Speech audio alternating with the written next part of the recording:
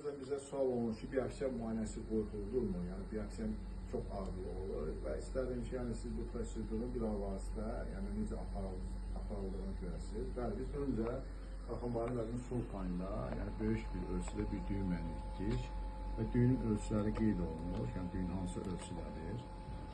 21.8-in 22.4 millimetrdir. Eyni zamanda boylama ölçüsüyle baxılır. Boylama ölçüsü də böyükdür düyünün və hər ölçü götürülür. Bunlar yəni biopsiya göndəriş kağızına qeyd olunur. Sonra Doppler rejimdə düyünün qanlanmasına baxılır. Yəni vaskulizasiyası çoxdur ya da yaxud azdır.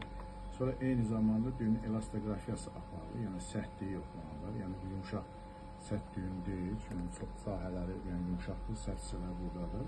Və bundan sonra isə artıq biz biopsiya edirik. Və xəstəyə bu antiseptik məmur işlətdikdən sonra buralar təmizlənir.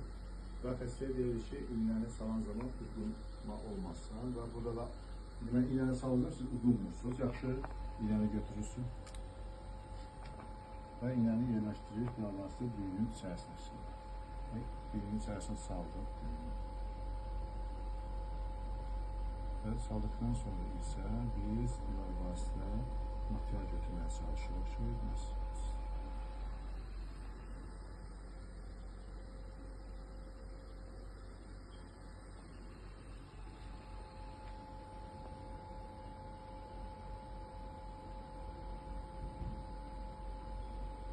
Tərpətdiyimiz məsələ iğnənin ucudur. Və hər tərəfdən, yəni material götürməyə çalışırıq.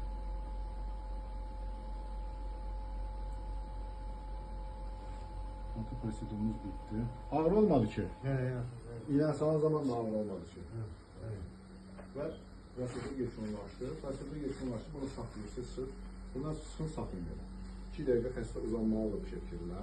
Və sonra nə edirik? Yəni həmən bu materialı bilavasitə hazırladıq. Şüşəsi üzərində yaxdıqdan sonra bu şəkildə yəni sürüşdürürük əşya şüşələrini bir-bir üzərinə və bu şəkildə əşya şüşəsini qoyuruq göndəriş kağızı üzərinə. Göndəriş kağızı üzərində isə düyünün ölçüləri, yexır strukturası, yəni hamardır, nahamardır, içərisində mikrokalsifikasiya var ya yox, ön-arxa ölçüsü, tiraj və elastikaya görə dəyərləndirilməsi aparılır və bu şəkildə yönləndirilir bu makina histopatoloqa.